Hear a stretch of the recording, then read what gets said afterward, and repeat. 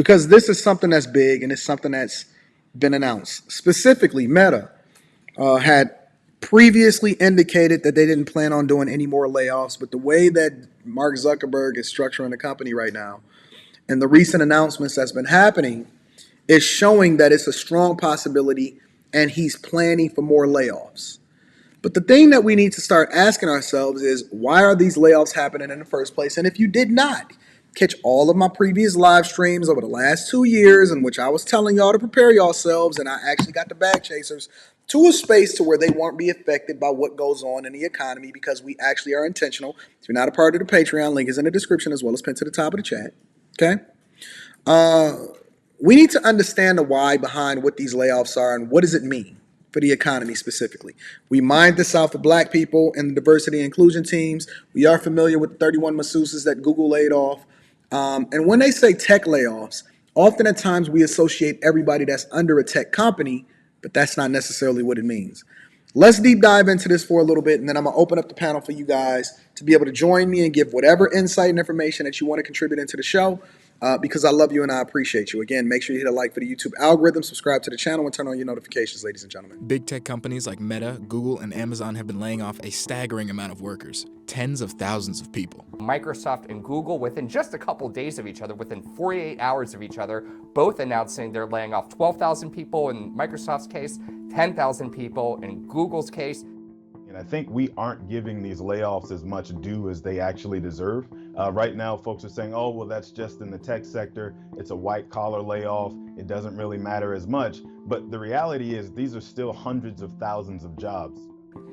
Historically, people didn't really care as much about what's happening out here. Shout out to Showtime with the 15 ball says, for take a shot, keep dropping that good game. I appreciate you, big dog. Thank you for the Cash App. Thank you to everybody that continues to support me on Cash App, PayPal, Super Chats, and all of that. Historically, people never really cared as much about the layoffs because they were only affecting mostly blue-collar workers until 2007, 2008 hit.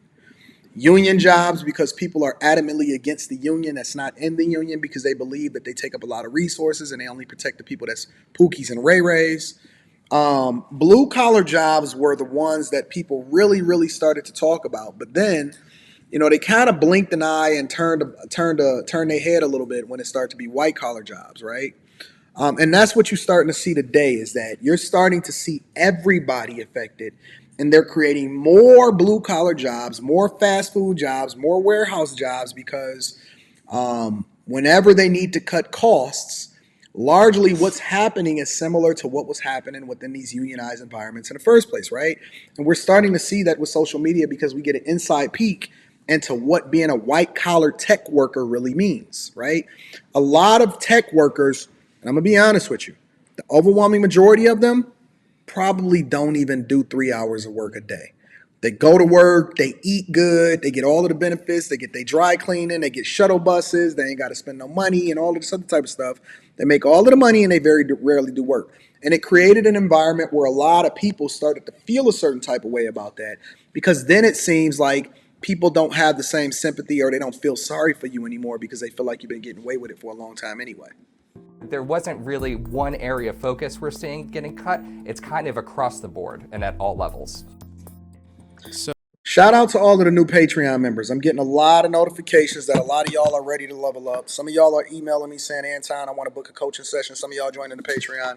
Shout out to all of the new bag chasers. Can we get a round of applause inside of the chat for the new bag chasers? what do the widespread tech layoffs mean for the larger economy and those persistent recession forecasts?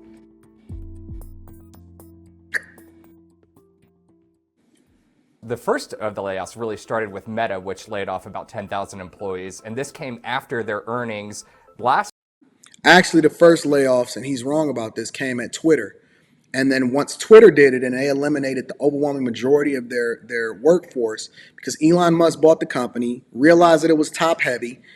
He eliminated, they went from 7,500 workers to less than 1,800, but nothing actually broke with Twitter.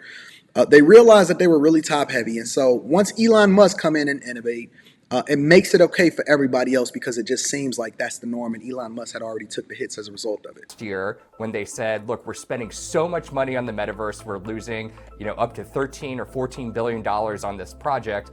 and investors hated that. Meta stock fell more than 70% and lost more than $700 billion in valuation before Meta decided to lay off 11,000 workers. The stock ticked higher after the announcement.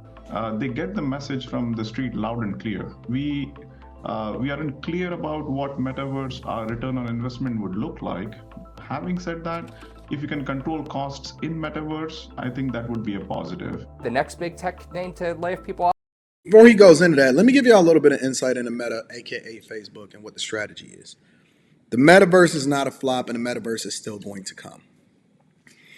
It's similar to autonomous driving in that you have to wait for the infrastructure to catch up with the innovation, right? And so as we continue to trudge forward and we continue to do the things that's going to continue to force us to innovate, when they said that electric cars wasn't real, back in the early 90s, and I remember they even used to say, yo, by the time that we graduate in 2000, I graduated high school in 2000. By the time we graduate in 2000, they're going to have flying cars. Flying cars are still coming. It's just that when you start to take into consideration politics and lobbyists and infrastructure and all of these other type of things that's going on, it innovates a lot slower than usual. And on top of that, what you had seen happening at Meta was they were creating all of these new teams based off of new products that they were producing. And then when they would kill the product and they would keep one, but they wouldn't keep the other, they would just repurpose whoever that developer was or whoever was a part of that team into another part of the company, right? And so you started to get really, really top heavy. And instead of them reallocating people according to their resources, when a company gets so big, they start to move slow and they can't innovate as well as they used to, all right? Was Amazon. Up to 18,000 employees are getting fired starting this year. It was announced last year. Again, same story, overhiring and overexpanding during the pandemic, and now these companies feel the need to cut costs. We've certainly seen a slowdown in the advertising business over the last 6 to 9 months, and so this is clearly the response to that, to try and preserve those margin pressures. These tech giants that are laying off employees are essentially tech conglomerates. And so tech layoffs across the board look like scary numbers. But if they are in parts of the businesses that are structurally weaker or perhaps in decline, that is less concerning than if we have job cuts in, say, the higher growth areas of the business. And in someone like Microsoft's case, that would be an area like Azure. The big reason why, or the common thread between all of these big tech companies for their layoffs, is they grew too quickly during the pandemic. There was this glut of spending on tech products when the pandemic first hit and people were stuck at home and businesses had to find ways to help their employees work from home. So that means buying a lot of computers, buying a lot of IT services, Zoom subscriptions, you name it. That all caused a lot of money to be injected into the tech industry. And some people in the tech industry, some executives, got a little overconfident thinking this growth is going to be sustained forever. Let's hire. Actually, that's not what happened. I don't know where they get these experts from, but that's not what happened. What happened was they accelerated profitability instead of it actually expanding how it was supposed to. So I'll give you an example, right? What Netflix did, and Netflix is doing absolutely phenomenal. It's probably one of my best performing stocks in my portfolio, right? What Netflix realized, and they had already planned for it, what Netflix realized was that because of the pandemic, it accelerated growth, but it was also going to be a pay the piper moment that was coming down the line as far as them having to explain to shareholders why growth wasn't continuing to explode in the same way that it did during the pandemic. So when everybody got stuck at home, everybody went and got a Netflix subscription. When everybody got stuck at home, everybody went and got a Peloton. What they didn't realize, or what the regular consumer wasn't paying attention to, is that this accelerated growth forced companies to have to compete with each other for workers because there were only so many people that were available, and we were already short the amount of people that we needed for these particular jobs, which is one of the reasons why I keep telling y'all in coaching sessions on this and in the Patreon, think about what you want and how it's going to affect you long term when you decide to go into a specific industry. So, for example, trying to become a software engineer, trying to become a cybersecurity professional. You can go to a boot camp, you can try to do it the shortcut way, And there's nothing wrong with that, especially to get your foot in the door. But you also need to plan for the long-term repercussions that come along with when there's going to be ups and downs within the industry. Now, you can recover, and you're probably not going to have no problem whatsoever, because we still short a lot of types of professional workers, and that industry is going to grow long-term.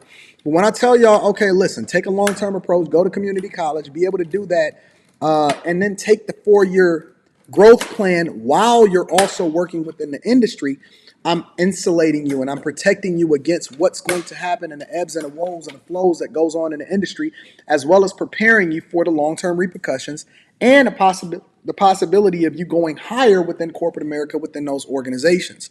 And so it's going to be much easier, or a much higher ceiling, when you already have the backing and the paperwork behind you, in order for you to actually get to these next level, instead of trying to be reactive versus being proactive of what it is that you want within the society.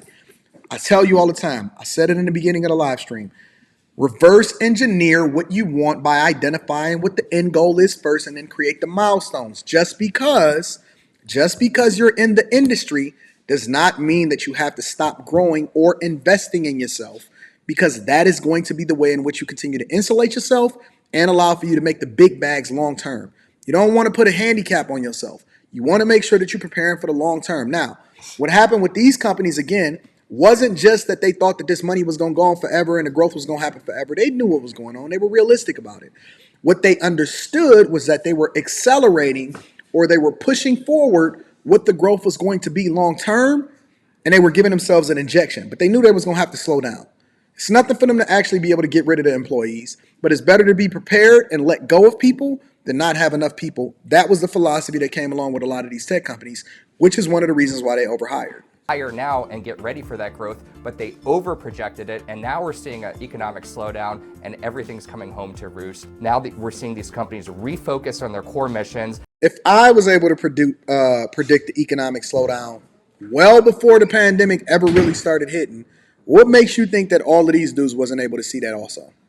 When I told y'all to get out of Zillow, get out of Peloton, they got an acceleration of growth, and they're going to actually slow down because the fundamentals of the business is not great, it's flawed. What makes you think that they wasn't going to be able to see this also? And focus on what they believe is going to be the next wave of tech computing, specifically artificial intelligence. Meta CEO Mark Zuckerberg conceded the same point in the company's layoff letter to employees.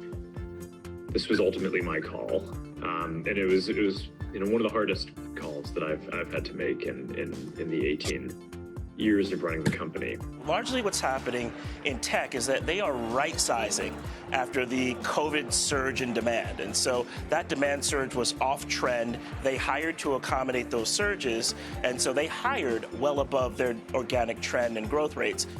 And in many cases, not only was there a increased need, we'll call it, for infrastructure expansion and those sorts of things, but also you had just such a rush of customers. You needed salespeople, you need customer support.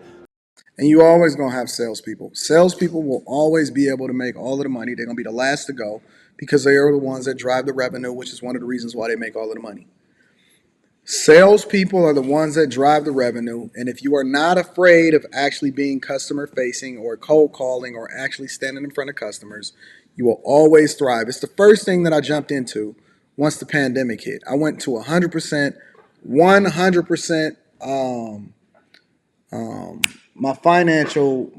I didn't have any kind of salary. I was 100% incentivized to go into sales, because I knew that I could, it was the work that I put into it and my ability to be able to communicate with the customer effectively. Other levels of operating costs, essentially.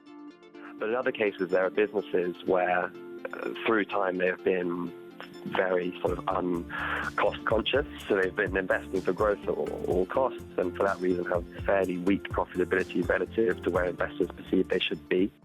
If things do get worse, you'll try to see more consolidation. The big guys are going to be okay. Google's going to be okay. Apple's not going out of business anytime soon, no matter how bad the economy gets. But what you do want to look for is some of the more weaker. Shout out to Savalas Norwood for the super chat. I appreciate, for the Cash App. I call it a super chat for the Cash App. I appreciate you guys. You're absolutely awesome. Companies, those growth companies that either had no profits or were barely profitable, those could either go out of business or become really attractive acquisition targets for one of the bigger guys in this environment.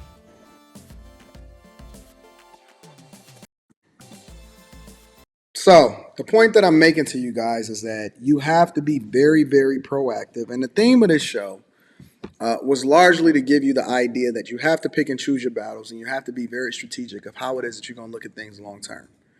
There is no reason for you ever to move outside of doing the thing that's in your best interest based off of the long-term results. Do not get caught up thinking short-term, whether that be in you getting into a battle online with Abba and Preach and Donovan Sharp and Rolo Tomasi, or you're not planning for the future of how it is that you're going to make sure that you're always getting into the bag, and when everybody else is suffering, you'll be incredibly successful.